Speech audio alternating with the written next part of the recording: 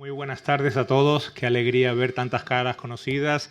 Estamos los que tenemos que estar esta tarde, creo yo, para conocer mucho más en profundidad el libro que presentamos, Modelar la memoria, conversaciones con Juan Gabriel Vázquez. Nos acompaña esta tarde el profesor, el autor, el profesor belga Jasper Verbeke, a quien quiero darle una especial bienvenida, y también al resto de personalidades que nos acompañan, por supuesto, al autor colombiano Juan Gabriel Vázquez, a la periodista Ana García Huerta, que será la moderadora de esta sesión, al editor de libros de La Vorágine, Pacos Gómez Nadal, y a todos ustedes. Desde su fundación en 1992, la Casa de América ha tenido como misión la divulgación en España de los talentos, tanto jóvenes como consagrados, de la literatura iberoamericana. En esta perspectiva, la obra de Juan Gabriel Vázquez resulta muy notable por el amplio reconocimiento que ha recibido de los lectores y de la crítica a ambos lados del Atlántico, y por la traducción de la mayoría de sus libros a las principales lenguas de nuestra época. El libro que presentamos esta tarde constituye probablemente la mejor introducción publicada hasta hoy en lengua española sobre la obra del escritor colombiano, puesto que presenta de manera cronológica su formación, la evolución de su obra tanto narrativa como ensayística y periodística a través de una inteligente conversación con el profesor Verbeke y el maestro Vázquez, que se extiende también a su concepción de la novela, a su relación con Colombia, a temas de actualidad, así como a la función de las redes sociales en nuestra época. Se advierte en esta obra el gran conocimiento que tiene el profesor Verbeke en materia literaria y en especial su vasto conocimiento de la obra publicada por Juan Gabriel Vázquez. Su autoridad como académico viene avalada por sus estudios de posgrado en estudios latinoamericanos en la Universidad Nacional Autónoma de México, su doctorado en letras por la Universidad Amberes y su actual condición de profesor de letras hispánicas en la Universidad de Gante. Antes de ceder la palabra a nuestros invitados para abrir el diálogo que nos convoca esta tarde, quiero reiterar nuestra convicción sobre la vigencia y la influencia de las letras de América en España y en el mundo que nos ha tocado vivir. Muchas gracias y que disfrutemos.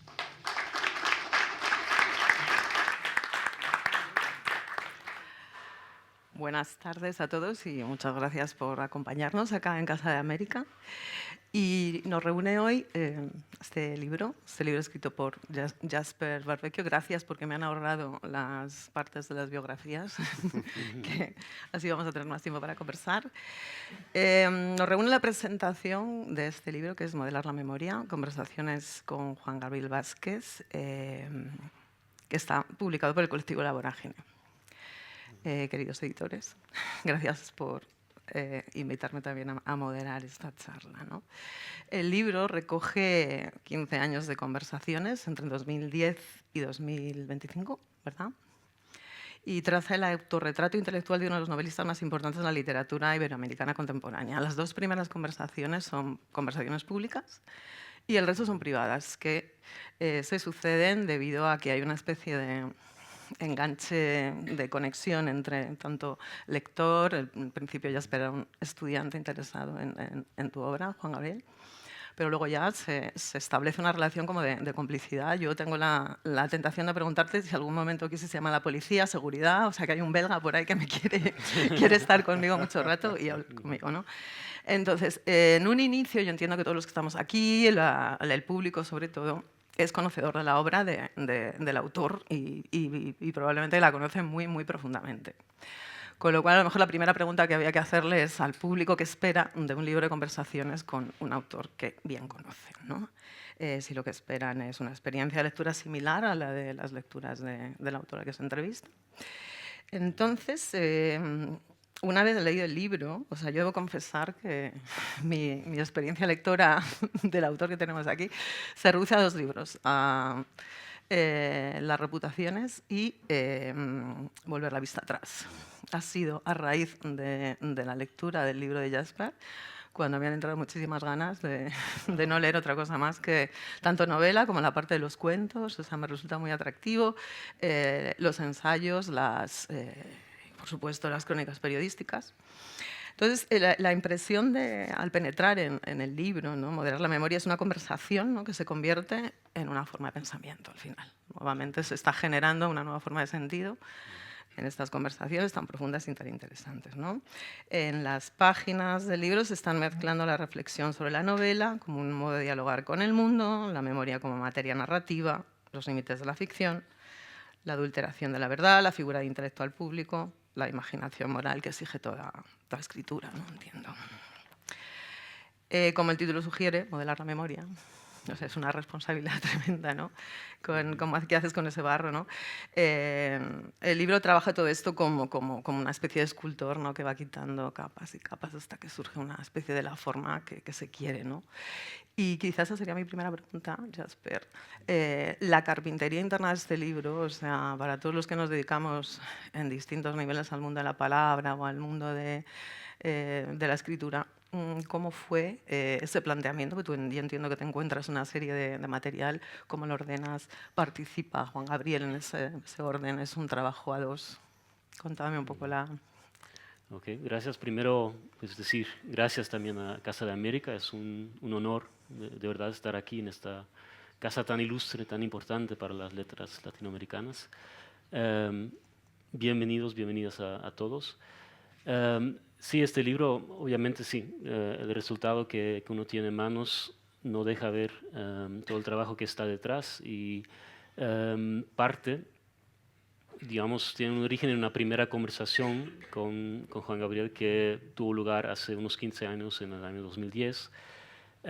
Cuando yo era estudiante de doctorado, estaba empezando el doctorado y tuvimos la oportunidad de conocernos en persona y el doctorado iba a ser sobre la obra de Juan Gabriel, cosa que en aquel momento era bastante atrevida. ¿Por qué? Porque Juan Gabriel no era todavía el autor tan conocido que es hoy en día. Estaba empezando a ganarse un renombre, pero todavía no era tan famoso. Quiero decir que esto en la academia no es tan normal, hacer una tesis de doctorado sobre un autor vivo que está apenas empezando a publicar libros que generan cierto reconocimiento. Pero entonces la tesis iba por un lado y por otro lado, poco a poco, fuimos conversando más y fue naciendo otro libro. Y en cierto momento me di cuenta que estaba escribiendo también otro libro. Bueno, terminé la tesis en el año 2015, si estoy bien. Y entonces, poco después me fui dando cuenta de que tenía en manos un material muy rico para construir otro libro. Y entonces a partir de ese momento ya fuimos hablando, creo que más con esta idea en mente de crear un libro. Y entonces el material que tenía era un material también cronológico, porque empezamos a hablar, creo que la primera conversación fue sobre Los Informantes, Historia Secreta de Costaguana, pero luego cada vez que salía un nuevo libro conversábamos y así el libro fue creciendo. Y claro, bueno, todos los que han trabajado en periodismo lo saben, no es tan fácil pasar de lo oral a lo escrito, tratando de mantener también esa raíz oral. Entonces, ese es un reto. El otro reto es el de encontrarle un orden, una narrativa a todo ese material. Pero yo creo que el orden vino dado también por las conversaciones que habían sido muy puntuales en el tiempo. Entonces el orden cronológico se impuso por sí mismo. Lo otro, transcribir las entrevistas, sí, es un trabajo que disfruto mucho. Y tengo la gran suerte que Juan Gabriel, por un lado, es alguien que ya tiene de por sí el reflejo de pensar mucho sobre la obra propia, entonces ya tiene las ideas muy claras, pero no solo eso, también tiene el talento de ponerlas en palabras muy claras. Eso será por ser bogotano, supongo, de venir de la Atenas suramericana, pero bueno, eso digamos que se agradece porque me ha pasado muy poco estar reescuchando las grabaciones y decirme, pero ¿qué está diciendo aquí? ¿No? Entonces yo creo que esto fue una gran suerte. Y lo de encontrarle una narrativa es algo que también me encanta, ¿no? Que realmente era construir un libro que cuente una historia de un principio hasta un final y contar la evolución de un novelista, su proceso de maduración, contar todas esas cosas, no solo sobre la obra, sino también lo que se esconde detrás de la obra, cómo se construye una carrera literaria, pues sí, fue fascinante para mí. Sí, hay momentos incluso que queda sorprendido el autor, preguntas y reflexiones que hace sobre la propia obra. Jasper, en algún momento, o sea, yo entiendo que eso también es para un autor tremendamente enriquecedor, ¿no? Una lectura tan profunda, tan íntima de alguien con el que hay contacto personal, además. Es muy enriquecedor. Y además, bueno, para contestar a tu sugerencia anterior, no tuve nunca la tentación de llamar a la policía. Pero sí la de llamar a mi psicoanalista y despedirlo. Esa era la siguiente. Porque se había vuelto superfluo. Porque ya tenía una sesión de psicoanálisis perfectamente armada con Jasper, que conoce, no solo conoce mis libros, sino también ese contacto que siempre es tan ambiguo y tan extraño entre la experiencia y la experiencia transformada en literatura. La literatura como transformación de la experiencia es un fenómeno en el que siempre se pierde algo en medio. Y el libro de Jasper, nuestras conversaciones, de alguna manera muy misteriosa, consiguen capturar eso. Y llenar esos huecos, quizás. Llenar esos huecos, sí. Entonces, es una experiencia muy extraña, más cercana al psicoanálisis que otra cosa, como digo. Yo recuerdo muy bien, él no habla de esto, pero recuerdo muy bien esa primera conversación en el 2010. Antes o después hubo una cena en la que Jasper quedó en el plan de la mesa sentado al lado de mi mujer, de Mariana, y empezó en la mitad de la cena a hablarle de todos sus tíos con nombre propio, de las disciplinas que ya había seguido en la universidad y de sus ilusiones en la vida, más o menos, ¿no? Es decir, la averiguación que había hecho biográfica sobre lo que había detrás de mis libros es muy aterradora y también muy, muy interesante. Para mí fue el interés mayor de estas conversaciones, desde luego, no fue para mí hablar de mis libros, sino hablar de literatura con un extraordinario lector. Ese era el siguiente interés. Es como, ¿cómo se hace ese...? O sea, la lectura es siempre, al final, un proceso de complicidad entre un lector y un autor. Hay infinitas maneras de contemplar una lectura, pero cuando de alguna manera coincides, entiendo, con un lector, ese lector que tienes en la cabeza, por el que escribes, que permite generar esa complicidad, esos momentos de intimidad. Sí. Entiendo que Jasper, porque para él el hecho de que esos primeros relatos de Los amantes de todos los santos estén escritos por un colombiano en las Ardenas, tiene que ser también un poco volarle la cabeza, ¿no? Y de ahí quizá partiendo de esa extrañeza, empieza esa indagación, ¿no? en esa voz de Juan Gabriel. Claro, porque ustedes se preguntarán, pero ¿cómo es que un belga termina interesándose por la obra de un colombiano, ¿no? Y ahí fue definitivo para mí, efectivamente, el libro de relatos que se llama Los amantes de todos los santos, que se publica en el 2001, ¿verdad? En Colombia y también años después en España. Pero son relatos que se ubican en Bélgica, y esto para mí fue algo muy curioso, y el libro cayó a mis manos un poco pues caído del cielo en el momento más importante, en el momento de estar buscando un tema para mi tesis de doctorado. Entonces cae en mis manos este libro, lo leo y me doy cuenta de que, claro, habla de mi país, pero con unos ojos de extranjero, además de una región que son las Ardenas, que no es una región muy conocida para los extranjeros. Es una región muy campestre, de colinas, de montaña, de bosques. Y todo eso me pareció muy, muy curioso. Y entonces a partir de ahí fui indagando en su obra, leyendo también Los informantes, y bueno, así fue creciendo. Además de repasar el contenido del libro, que ya entraremos un poco más adelante, la propuesta pues, aquí es abrir una reflexión acerca pues, qué ocurre cuando un autor se encuentra a sí mismo hablando pues, con un lector, con un diálogo que se convierte en forma de conocimiento, ¿no? Hay una cosa que el género de hacer entrevistas o el género en el que los autores comentan, ¿no? Hablan de su propia obra, ¿no? Es como para los muy cafeteros, para los que tenemos muchísimo interés en profundizar. En tu caso, pues en el libro se menciona que todas las entrevistas del Paris Review, o sea, tanto como lector como practicante de la entrevista, las entrevistas a Piglia, a Francena, a Javier Marías mismo, ¿no? ¿Qué cambia cuando uno es el entrevistado, ¿no? En profundidad? O sea, teniendo toda Sí. esa múltiple visión de, Sí. de cómo miles de autores han hablado de su propia obra.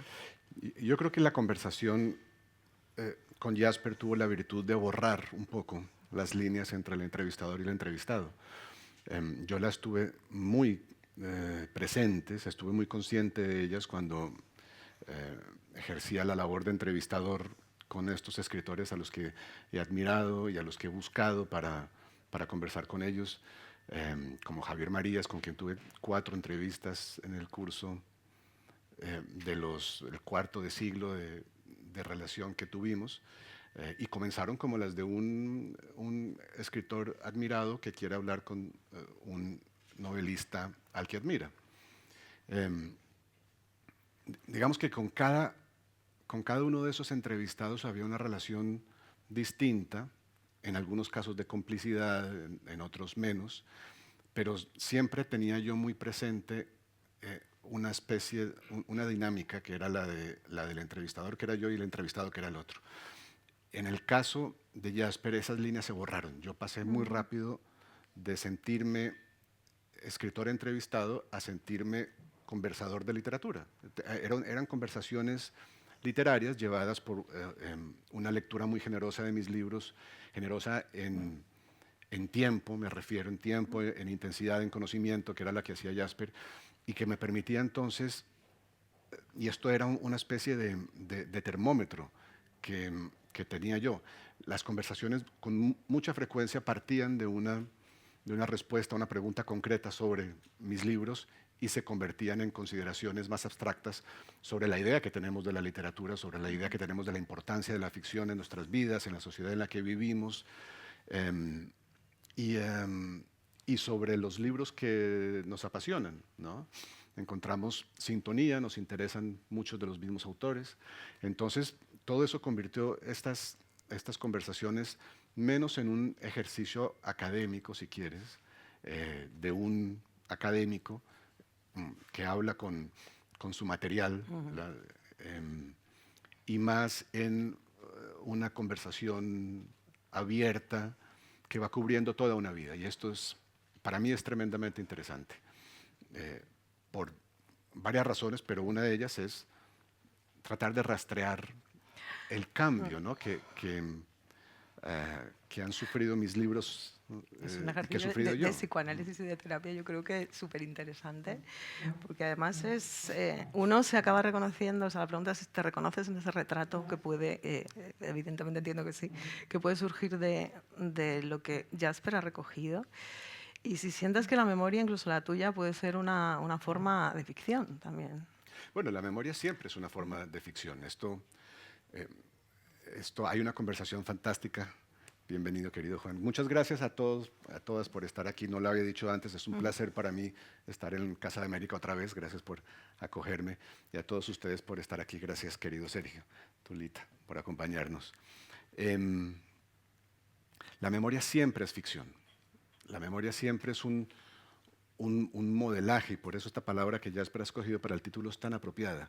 Es un modelaje del recuerdo que no es nunca 100% fiel a lo que pasó.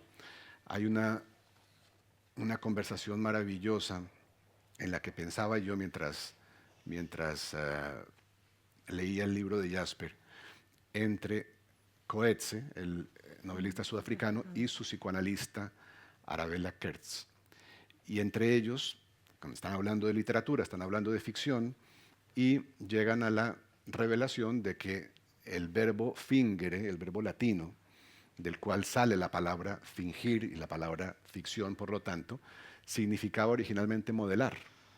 Fingere quiere decir modelar, dar forma a algo, y se aplica, el verbo latino, a la escultura, a la talla de madera. Y dicen ellos, y yo estoy 100% de acuerdo, dicen ellos, esto es lo que hacemos los que recordamos. Modelamos la memoria. Y desde luego, los que escribimos ficciones estamos modelando una serie de memorias ajenas convertidas en el material, en el barro con el que trabajamos. Y escribir una novela, escribir un cuento, es eso, es modelar una materia que ya existe con diversos grados de existencia, digamos, ¿no? Diversos grados de cercanía con la realidad. pero siempre es una materia que ya existe y el autor la modela. Entonces, asistir a eso en las páginas de las conversaciones que he tenido con Jasper ha sido un ejercicio también fascinante. En ese sentido, o sea, cómo se modela la memoria de un escritor en el acto de conversar, o sea, cómo te sientes tú imbuido de esa responsabilidad, porque luego lo vas a tener que trasladar. ¿Qué aprendiste de la manera de recordar y de narrar su pasado, su posicionamiento frente a su literatura, frente a la historia de Colombia específicamente? Bueno, sí, que aprendí muchas cosas, ¿no? En el curso de todos esos años y el título lo retomo de una de las entrevistas o conversaciones, porque yo también tengo, o sea, estoy seguro que empezaron como entrevistas, pero llegaron a ser conversaciones en el curso de los años, ¿no? Y creo que uno se da cuenta también al leer este libro que poco a poco se va creando esta confianza, esta cercanía, y entonces al principio era más bien yo haciéndole una pregunta, esperando la respuesta hasta que hubiera llegado al final, pero poco a poco también me atrevía más a intervenir, y esto se notó entre líneas, creo, en el libro, porque claro, pues, tuve que cambiar cosas de lugar, etcétera, entonces no se nota demasiado, pero un poquito entre líneas, que también poco a poco hay más momentos, yo diría, de ping pong, ¿no? Entre los dos hay más una conversación real. Y claro, ahí pasan todos esos temas, pero a mí, yo el título lo retomo, esto estaba haciendo, de una entrevista sobre volver la vista atrás, que es donde usabas tú esta metáfora de modelar la memoria, porque lo que estabas haciendo era modelar la memoria de Sergio Cabrera. Entonces ahí me dije, sí, pero yo estoy haciendo lo mismo con tu memoria, de alguna forma. Y sí, fue fascinante en muchos sentidos. Yo creo que una de las cosas que quise yo aprender también era, digamos que el centro del libro lo constituye la novela y cómo se escribe una novela, cuál es el lugar de la ficción, etc. Entonces el libro en cierto sentido también se puede leer como bueno, una clase de literatura, ¿no? Una clase de cómo llegar a ser escritor en todos los sentidos de la palabra, es decir, cómo escribir un libro, que siempre es lo más importante, pero también cómo mandarlo al mundo y tratar de encontrar un lector. Entonces todo eso fue muy fascinante para mí. También ver qué es lo que se esconde detrás de una carrera literaria, cómo se construye, porque es lo que no vemos, ¿no? Los que leemos los libros, pues nos concentramos en el libro, leemos la historia, pero no sabemos qué es lo que se esconde detrás, cómo se hace el libro por un lado, cómo se hace el escritor por otro lado. Entonces para mí fue fascinante sobre todo eso. El libro, para quienes están interesados en profundizar, está dividido en bloques, que son de alguna manera cronológica. Tenemos un prólogo en el que se habla de la novela, efectivamente, como manera de dialogar con el mundo.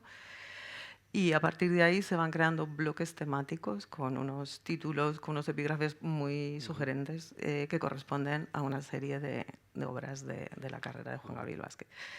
Las zonas oscuras del pasado, por ejemplo, están representadas por Los informantes, Historia secreta de Costaguana, la narcoviolencia por el ruido de las cosas al caer, la figura del intelectual público por las reputaciones, la invocación al caos por la forma de las ruinas y el libro de relatos Canciones para el incendio.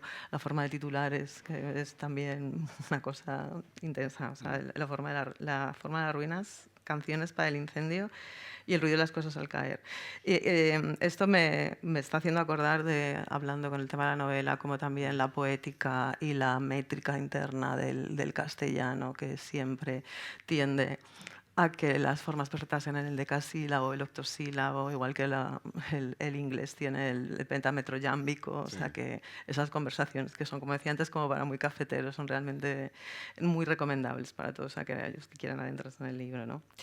La lectura de la vida ajena, como estábamos comentando antes en Volver la vista atrás, que es un ejercicio de entrar en la vida de Sergio Cabrera, y no tanto de Sergio Cabrera, sino como también de su hermana, ¿no? De Marianela, que a mí me parece uno de los personajes más dentro del libro, es importantísimo, importantísimo. Sí. Y además fue la primera persona a la que que te contó la experiencia, ¿no? De todo Sí. en China y Sí. en la guerrilla. Sí, la novela sobre Sergio Cabrera nació como una larga serie de conversaciones con él, ¿no? También, nuevamente, esa actividad que se puede convertir en una obra de arte de alguna manera, que es hablar, ¿no? Con alguien sobre su vida, sobre sus libros, en el caso de Sergio, sobre sus películas. De todo eso salió entonces el material, la materia prima para esta novela, que se llama Volver la vista atrás. Yo tenía en mente una novela de una cierta extensión.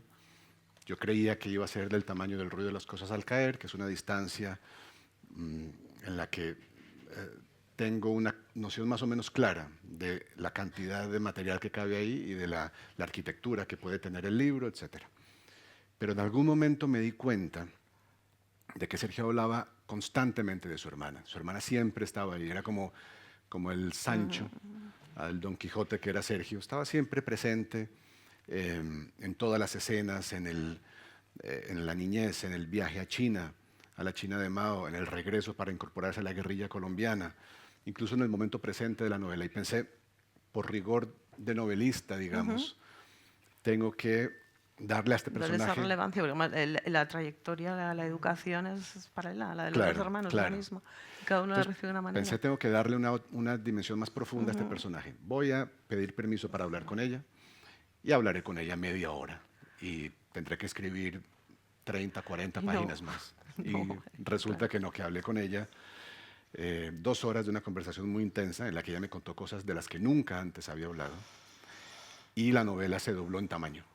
Adquirió las proporciones que tiene ahora, que son el doble de las que yo había pensado, porque el personaje de Marianela resultó de una importancia y de una fuerza, ¿verdad?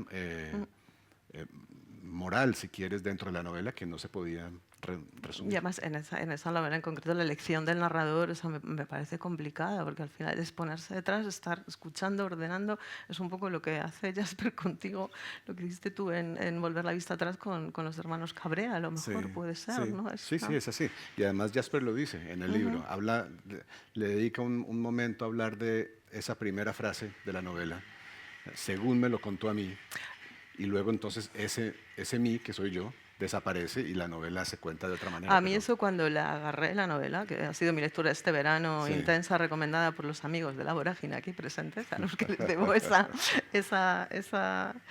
esa buenísima recomendación.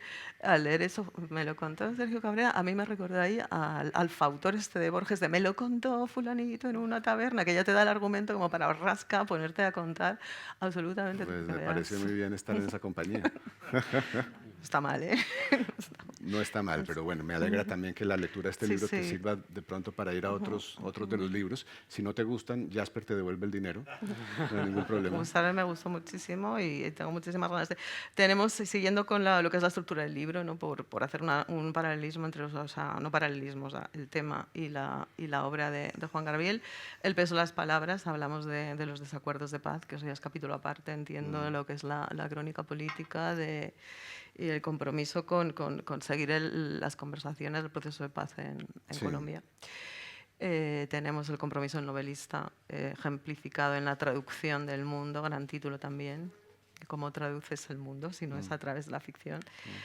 Y la imaginación de la muerte ajena, igual que hemos imaginado la vida ajena, que bueno, más que imaginar, hemos modelado la vida ajena de Cabrera en Volver la vista atrás. Aquí hay una imaginación de la muerte, ¿no? de Felisa Ursin en Los nombres de Felisa. Esto es para que todos los que estén interesados en adentrarse en el libro, que van a encontrar, o sea, una conversación alrededor de las obras de Juan Gabriel muy intensa, siempre bajo estos epígrafos. Esa es una parte de la guía y aparte es cronológico también, de novela por novela. En tus novelas, Juan Gabriel, la historia de Colombia es siempre un espejo de preguntas universales, claro. La culpa, la herencia, la identidad, la memoria. ¿Cuándo supiste que la novela podía ser una forma de dialogar con el mundo y no solo con tu país? Bueno, yo creo que no hay ninguna novela en la que las preguntas que me hago sobre el pasado colombiano, el pasado colectivo, eso que llamamos historia, no pasen de alguna manera también por establecer una conversación con el resto del mundo. Los Informantes es mi primera novela, que habla de la presencia en Colombia, los movimientos de migración a Colombia de europeos, y en particular alemanes, entre las dos guerras. Entonces ahí ya hay una conversación. Las preguntas giran alrededor de este fenómeno tan extraño de una guerra que sucede en otra parte, pero que se vive en la nuestra, que se vive en Colombia, las consecuencias de esa guerra. Y de ahí en adelante todos los libros se preguntan por el lugar del pasado colombiano en la gran experiencia de la historia occidental, iba a decir, pero tampoco, porque también ahí está la presencia misteriosísima de la China de Mao, de la China comunista, en la historia colombiana reciente, encarnada en una guerrilla maoísta y una ideología maoísta revolucionaria de la que participaron mis personajes. Entonces, eso es lo que me ha interesado siempre. Tratar, primero, son dos movimientos. El primero es tratar de iluminar, mediante la ficción, ese cruce de caminos entre lo público y lo privado. Ese espacio donde se chocan los destinos íntimos de unos personajes y los grandes movimientos históricos, políticos, en particular del siglo XX, pero no solo, porque Historia Secreta de Costaguana habla de las guerras civiles del XIX. Eso en un primer movimiento. Y en un segundo movimiento, poner a hablar la historia colombiana con la historia universal, ¿no? E interesarme en la encarnación literaria del fenómeno del que hablaba Ilya Prigogine, que es que una mariposa aletea en un lugar del planeta y del otro lado entonces hay un tsunami. Eso también pasa en política, eso también pasa en las fuerzas de la historia, también se producen así. Y eso siempre me ha interesado. Eso es lo que he tratado de hacer en todos los libros. En El ruido de las cosas al caer, la relación con Estados Unidos está muy presente como material de exploración del fenómeno del narcotráfico. Y así con todos. Y de todo eso tuve mucho gusto en hablar con Jasper. La conversación tiene algo de coautoría, la conversación como arte, al margen de que de él salga un libro, ¿no? Y el interlocutor también está modelando de alguna manera el pensamiento del otro al enfocar la pregunta, al poner el foco en una pregunta concreta. Sí, yo creo que en un sentido este libro es como una oda, ¿no? Al arte de la conversación, que es un arte tan antiguo como el pensamiento o la literatura misma. Y claro, bueno, podemos pensar en Sócrates, ¿no? como el primero que solía dedicarse a eso o solía creer mucho en que el pensamiento aflora mejor en conversación que en soledad. Entonces, claro, yo armé el libro, pero unas otras cosas que aprendí de Juan Gabriel es que hay que tener modelos, ¿no? En la vida son muy importantes los modelos, aunque en cierto momento te apartes de ellos, pero este libro, no lo he dicho todavía, pero también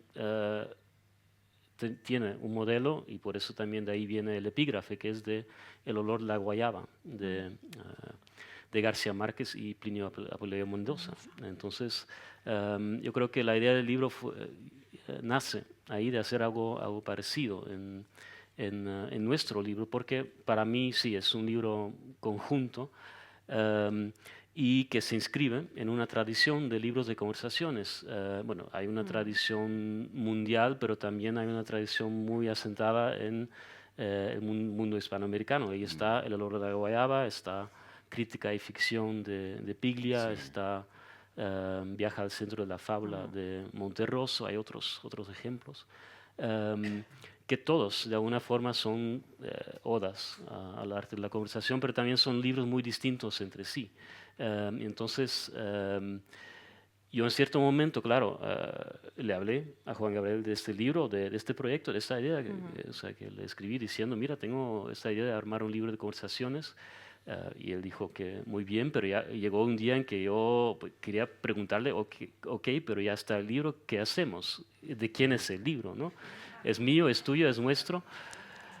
Pero Juan Gabriel fue muy claro desde el principio, no, es tu libro. Y yo dije, ok, es muy generoso, pero para mí, digamos que es nuestro libro en el sentido más más filosófico, si se quiere, porque claro, las ideas, yo hago las preguntas y sin pregunta no hay respuesta, pero las respuestas son tuyas, ¿no? Pero luego me consolé con una cita de García Márquez que al hablar de Relato de un náufrago, donde el libro con el que terminó también metiéndose en un pleito con el náufrago, que fue su entrevistado, dijo en algún momento, pues el libro pertenece a quien lo escribió. Entonces, bueno, me dije, ok, está bien, es mi libro. Sí, sí. Es mío. Sí. ¿Crees que revela algo de Juan Gabriel Vázquez que no mostraría una biografía convencional? Ujú. ¿Crees que has conseguido eso? Mostrar algo de él. Si quieres que yo me vaya. No, pero sí, claro, tampoco es una biografía, ¿no? Es algo muy curioso entre la biografía, la autobiografía, pero claro que una biografía sería muy distinta también porque, claro, en algunos momentos uno puede llegar a ver, digamos, se abre una puerta, abre una puerta a la vida que podríamos llamar íntima, ¿no? Que es lo que muchos lectores también supongo que esperan de este libro, que nos revele cosas sobre la vida íntima de Juan Gabriel, pues no lo hace, es un spoiler, ¿no? No lo hacen. Aunque entre líneas, yo creo que a través de nuestras conversaciones sobre los libros, sobre las novelas, yo creo que sí, hubo momentos así en que se abre esta puerta, ¿no? Porque claro, tus libros nacen también de tu propia experiencia, que se va disfrazando como un striptease al revés, que lo llamaba Vargas Llosa. Pero hay libros también que son más íntimos. Ahí está La forma de las ruinas, donde hablas del nacimiento de tus hijas, que también es una conversación, yo creo que ahí llega a un punto más íntimo, porque también en cierto momento no los tuve yo, mi esposa tuvo dos hijos, pero tuvimos hijos juntos y entonces este interés, yo ¿Gemelos creo también? que... No, por suerte vale, no. Va a ser un poco creepy ya. Solo un año entre los dos, eso me Vale. parece suficiente. casi. Pero quiero decir que ahí se abre una puerta también en esta conversación sobre la forma de las ruinas, también la conversación sobre el libro de poemas, que es un libro mucho más íntimo también. Entonces sí, se descorre un poquito este velo, pero solo eso para decir que sí, no es una biografía, es una biografía pero intelectual. Yo creo que es la historia de cómo fue creciendo un autor, un pensador a lo largo de los años, en todas las facetas de su escritura y también lo que se esconde atrás, sí, detrás. Oye, ¿y crees, si me permites, Claro. ¿y crees que podrías señalar cómo cambió tu manera de leer en 15 años? Son 15 años. Y yo sé que yo no soy el mismo lector que era hace 15 años. No sé si a ti ese ejercicio te haya Sí, cambiado. claro, esto empezó, como lo dije, como un proyecto, y digamos, mi relación con tu obra como un proyecto de doctorado, ¿no? Entonces supongo que empecé a leer más con ojos de académico, aunque no fue tanto así, porque yo creo que siempre seguí leyendo como un aficionado a la literatura. Espero no perder nunca esta visión, pero supongo que al principio estaba yo más enfocado en esto y, por cierto, también la tesis se publicó, pero como ensayo la volví a escribir, aquí está a la venta también, se llama La distorsión deliberada, estaba centrada un poco en la manera como Juan Gabriel en sus libros dialoga con escritores de otras lenguas para encontrar su propia voz, ¿no? Cuenta un poco el proceso de aprendizaje hasta abrir las cosas a caer de un autor que se va inspirando de sus modelos para también liberarse de ellos. Pero entonces ya, en cierto momento terminé la tesis y entonces yo creo que las otras conversaciones fueron más bien conversaciones que nacían de mi curiosidad como lector normal, diría, como aficionado a la literatura, ya no desde un lente tan académico. Y en 15 años uno cambia mucho. Entonces yo creo que por las experiencias de la vida ser padre, llegar a los 40 años, etcétera, yo creo que la lectura siempre cambia y eso es lo bonito. Me encanta este momento porque es lo que yo pretendería, generar la conversación para que converséis vosotros, o sea, que sea como un espejo del libro y esta vez inverso, que sea Juan Gabriel que te está preguntando a ti. Y bueno, podemos hacer un epílogo, ¿no?, de la conversación, de las conversaciones, si os parece, como el tema de la conversación literaria, que es un género que nos encanta a todos los que estamos aquí. Yo creo que hoy tiene un valor particular, ¿no?, que es una época un poco de monólogos, de recepción de contenidos personalizados, lo cual nos aísla en nuestros universos propios y nos aleja del sentido de lo colectivo. Qué necesario es, ¿no?, esto de generar conversación y de generar diálogo, y hay un planteamiento en el libro todo el tiempo que es que parece que se han perdido los consensos de lo que la realidad o ciertos hechos significan, ¿no?, que ahora es la libre interpretación lo que parece primar. Sí. ¿Qué reflexión hacéis los dos ante esta situación en la que estamos viviendo, que no todo vale, todo es justificable, todo es opinable y cada opinión es válida, parece ser? ¿Quién empieza? Bueno, yo sí he reflexionado mucho en este punto, ¿no? Si en cierto sentido este libro es un libro, digamos, raro en esta época, un poco un anacronismo, que un libro de conversaciones en una época en que la conversación es un arte que se va perdiendo, como tú dices, ¿no? Es una época de monólogos. Y yo creo que nace un poco de la nostalgia, de ese tiempo que a lo mejor yo no he vivido de verdad, pero un poco sí, de la conversación en los bares, en los cafés, en las librerías también, en estos espacios como el de aquí. Y bueno, seguimos conversando, entonces sigue existiendo. Pero yo pensé mucho en esto hace medio año más o menos, cuando estuve en Bogotá presentando este mismo libro con Juan Gabriel, también en la Feria del Libro. Y fue muy bonito estar en Bogotá, estar ahí una semana con tiempo para caminar por la ciudad, entrar a las librerías, etc.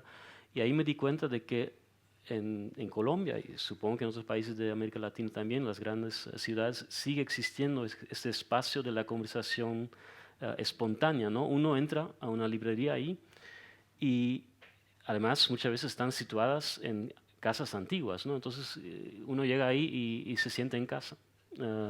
Literalmente un ambiente muy acogedor y nadie está esperando que compres un libro.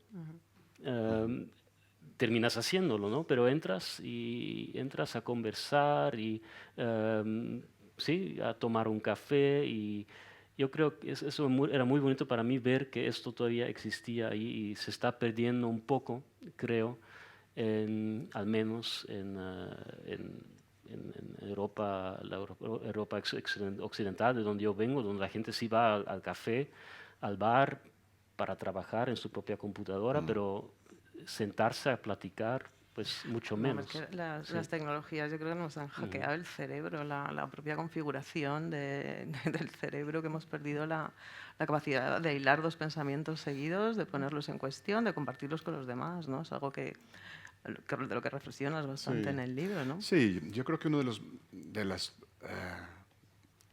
consecuencias más perversas de nuestras maneras de estar en el mundo hoy, que son las maneras de lo informático, las maneras de las redes sociales, de los algoritmos, de esa falsa conversación, porque en realidad no hay diálogo en redes sociales, porque no hay un intercambio sobre una idea común, que es esa realidad que los dos vemos. Más bien lo que hacen los algoritmos es diseñar una versión de la realidad para cada usuario. Y es una versión que es distinta de la que se le presenta al usuario de al lado, y diametralmente distinta si el usuario no viene del mismo lugar del que yo vengo, político, emocional, moral, si no tiene el mismo comportamiento en redes. Y eso ha fragmentado y ha roto terriblemente, irremediablemente, la conversación ciudadana. Eso, cuando hablamos de polarización, lo que en realidad estamos diciendo es esto. Es la manera como nuestra vida en algoritmos nos ha dividido, ha construido barreras entre nosotros que dificultan la aceptación de la diferencia y del otro, ¿no? Y la dificultan por las peores razones del mundo, porque hay mecanismos muy conscientemente diseñados para enfrentar a los ciudadanos, porque eso es rentable para las plataformas. Hay un libro que acaba de salir, La hora de los depredadores, de Giuliano da Empoli, que explica una escena maravillosa que para mí, yo me he vuelto una especie de evangelista de esta escena porque es la mejor explicación del fenómeno que estamos viviendo. Giuliano da Empoli, escritor italiano, que por distintas razones acabó sentado un día con varias figuras poderosas, una de ellas Matteo Renzi, el primer ministro italiano, y otra de ellas Alexander Nix, que era uno de los ideólogos o de los líderes detrás de Cambridge Analytica, aquella empresa que se volvió notoria en el año 2016 por haber manipulado las elecciones del Brexit de Donald Trump, etcétera, etcétera. Y contaba Giuliano da Empoli, que contaba Alexander Nix cómo era su método. Y él decía, pongamos que ustedes quieren vender más Coca-Cola en una sala de cine. Una empresa de publicidad, de comunicación tradicional, les diría, pongan más puntos de venta en la sala de cine, pongan publicidad antes de que comience la película, etcétera, etcétera. Nosotros nos hemos dado cuenta de que la gente compra Coca-Cola cuando tiene sed. Entonces, ¿qué hemos hecho? Subirle la temperatura a la sala de cine. Ponerle más sal a las palomitas. Eso es lo que hacen las redes sociales, le suben la temperatura a nuestra conversación social, alimentan nuestra ira, alimentan nuestro miedo, alimentan nuestro enfrentamiento, y mediante esos mecanismos, decía Giuliano da Empoli que la explicación era muy sencilla, se identifican los puntos más divisivos de un debate social, se alimentan los puntos de vista más extremos sobre esos puntos y así se mantiene la gente enganchada en la pelea. Y cuanto más tiempo estén enganchadas, más dinero ganan las plataformas. Entonces, somos peones en realidad en esta dinámica. Y lo que hacen, y con esto termino, lo que yo creo que hace la ficción, lo que yo creo que hace la conversación literaria, es abrir grietas en esas burbujas. Es ponernos a pensar en el otro, ponernos a pensar desde otro, ¿no? Permitirnos durante el espacio de una conversación, durante la lectura de una novela, romper esas camisas de fuerza que nos ponen los algoritmos y hacer eso tan difícil que es averiguar cómo ven los otros el mundo. Sí, de alguna manera estamos como estabulados, cada uno comiendo de nuestro comedero y ese romper las paredes y las barreras dentro de lo que es esta hiperpersonalización de los contenidos que consumimos, que en principio parece que era algo positivo, pero que lo que está haciendo justamente es volvernos unos ególatras enfocados en nosotros mismos. Entonces, la práctica y el arte de la conversación, que es lo que se reivindica en este libro, es algo por lo que hay que felicitarse. Muchas gracias, Jasper, por haber dedicado todo este empeño. Muchas gracias también a Juan Gabriel por haber mantenido entre los dos. Después de tantas horas de conversación, ¿hay algo que de alguna manera pensáis que cambió en vosotros respecto a ti, a la posibilidad de haber tenido esta relación con un autor que admiras? Y la misma pregunta te devuelvo a ti, de haber podido tener esta relación tan continuada en el tiempo y tan íntima de alguna manera con un lector premium, por decirlo de alguna manera. Está bien puesto eso. Eso lo puedes poner en tu biografía, lector premium, ¿me parece? Pues yo creo que no ha cambiado nada, solo yo creo que me da ganas de seguir conversando. Y yo creo que es algo que, bueno, un sueño, ¿no? que tengo es que esta conversación continúe. Porque se ha convertido también en una especie de adicción quizás. Bueno, por un lado siempre me digo, bueno, tengo que tomar distancia de Juan Gabriel, ¿no? He escrito 2 libros. ¿Qué estará pensando Juan Gabriel en este ya momento? basta. Y juro que no vuelvo a escribir yo ningún tenía libro. pensado mudarme a Amberes, ¿no? Pero dije, Ah, no, bueno, eso- no. Sí, no, no voy a escribir más libros sobre Juan Gabriel, pero este libro muy fácilmente, si llega a ser un éxito, lo cual evidentemente espero, se puede pensar en otras ediciones añadidas, ¿no? Entonces, si cada vez que sacas un libro nuevo podemos volver a hablar, obviamente. Pero sí, yo creo que primero tomar un poco de distancia y escribir otras cosas, pero ya está ahí la relación que se ha vuelto cada vez más estrecha, entonces solo espero que continúe. Algo que decir Pues de tu lector premium.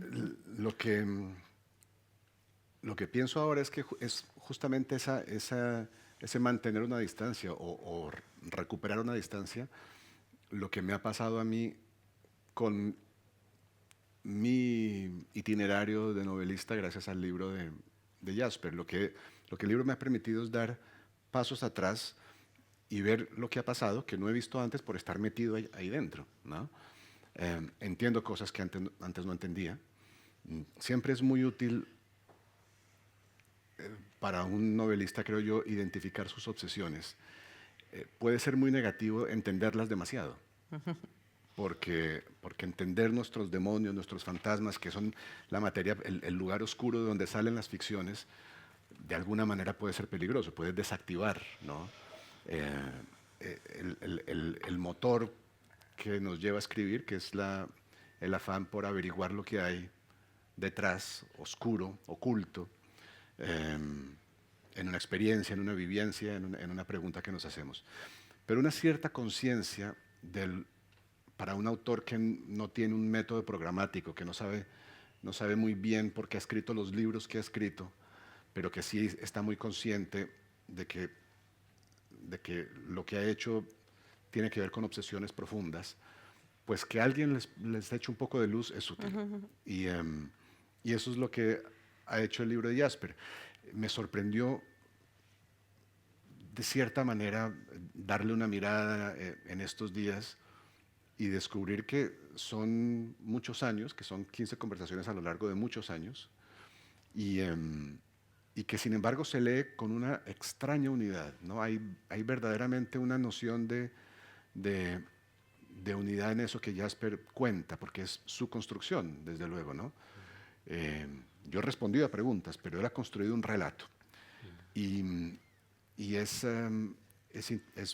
muy fascinante y un poco aterrador asistir a ese relato y al mismo tiempo recordar lo que estaba pasando en mi vida privada mientras se daban esas conversaciones, identificar el momento en que nacieron mis hijas, en que cambié de vida y de país, cosa que he hecho 5 veces, cerrar una vida completamente y recomenzarla en otro lugar.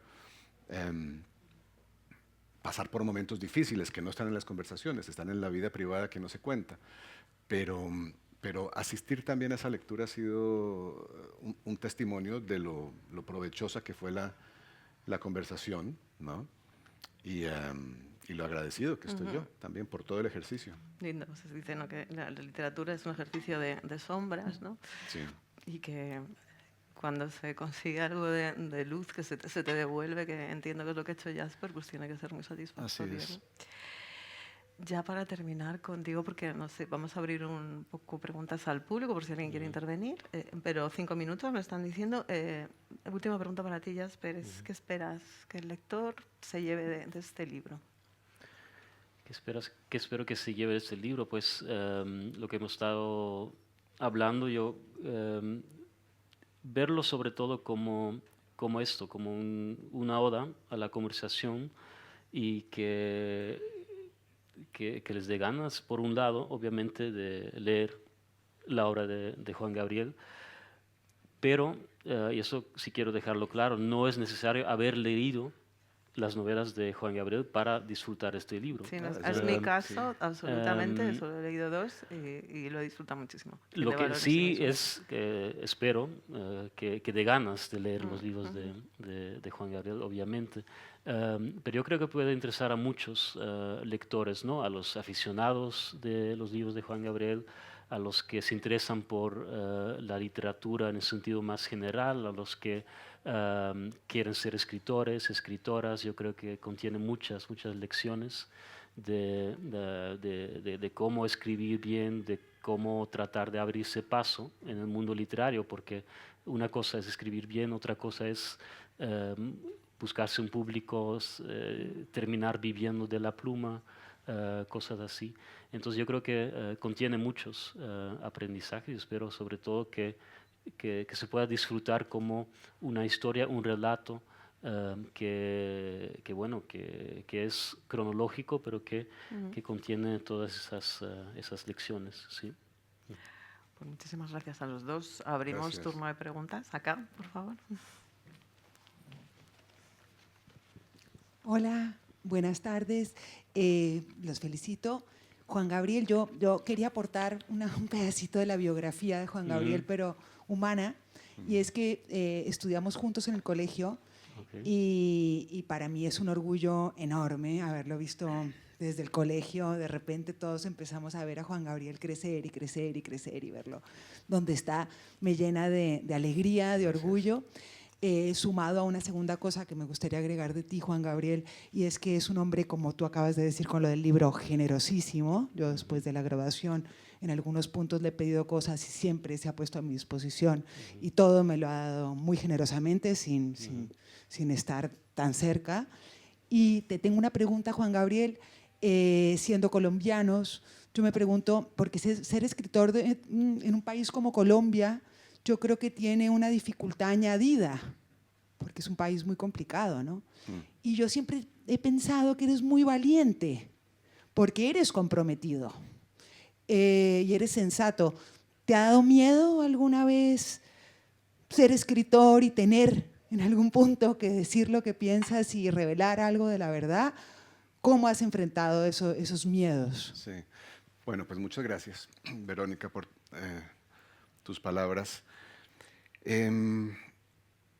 Bueno, no puedo decir que no haya tenido preocupaciones en algún momento. Claro, tú estás refiriéndote a esa especie de esquizofrenia rara que tienen a veces los novelistas en América Latina, que es que se atreven también a opinar sobre el mundo fuera de la ficción, ¿no? En la prensa, vieja tradición latinoamericana de los novelistas que también son columnistas, articulistas.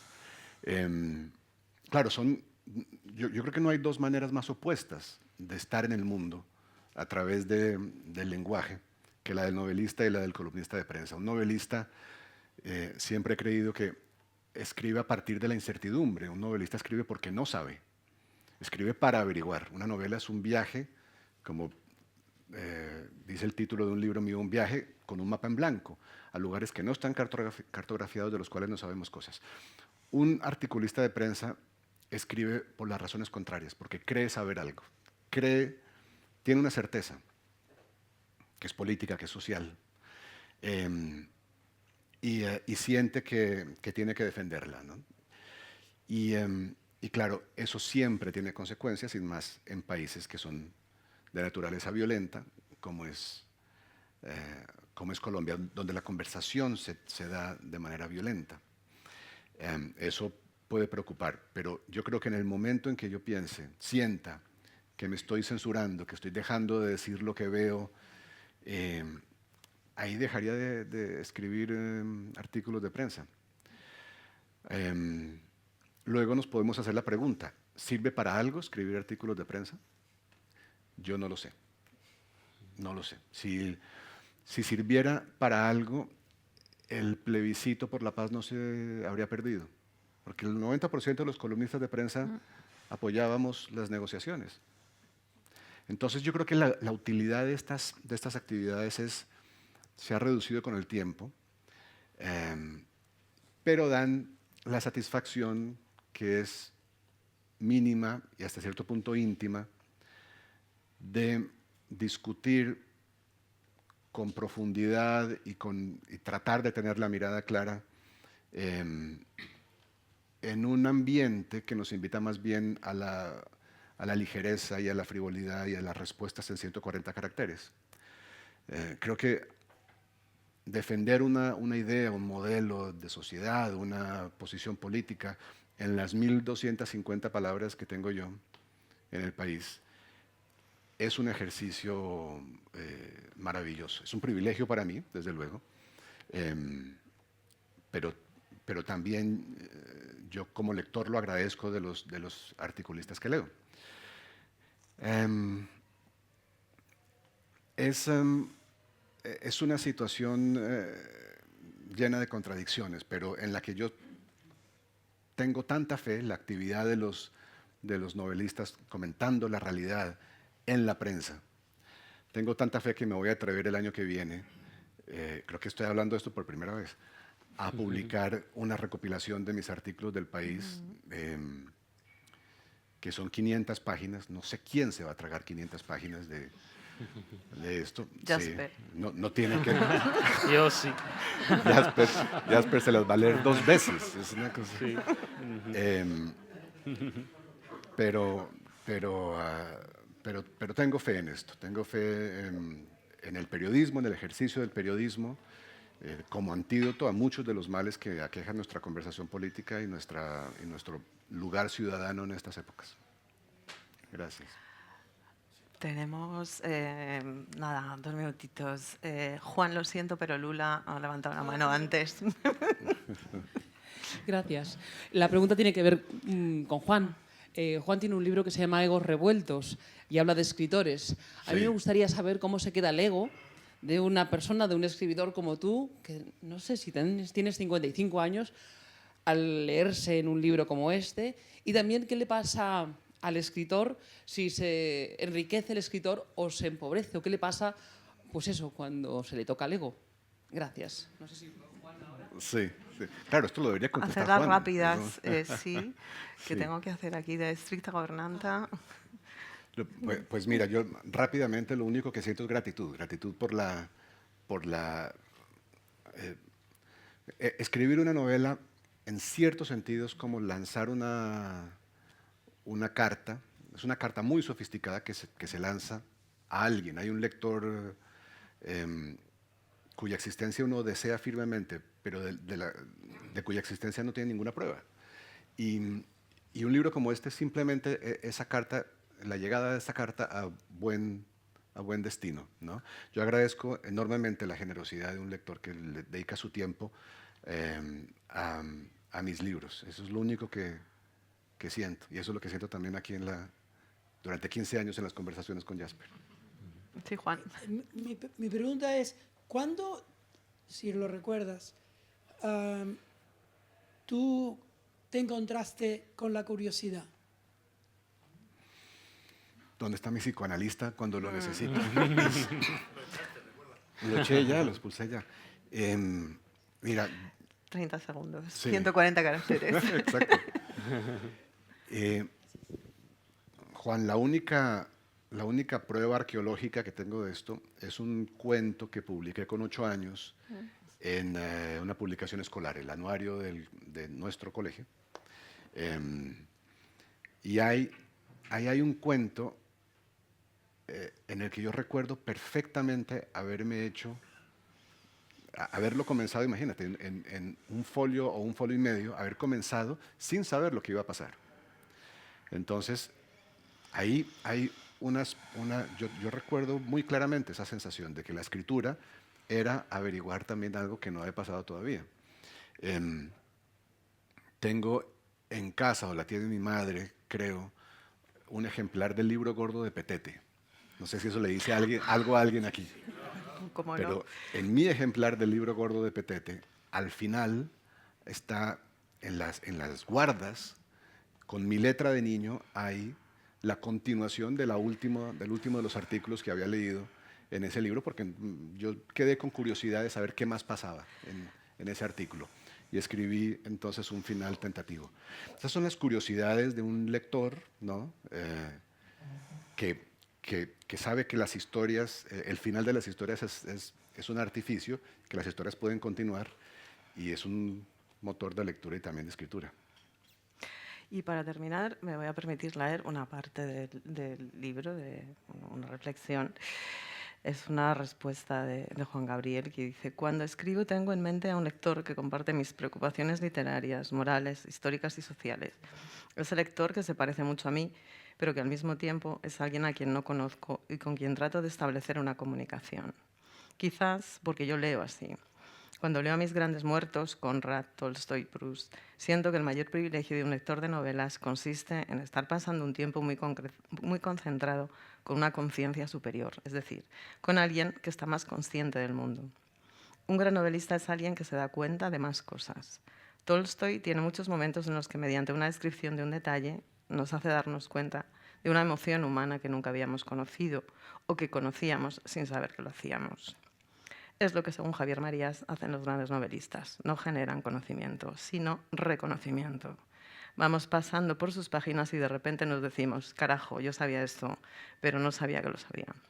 Ese momento de la gran intimidad. Muchas gracias. Gracias a los dos.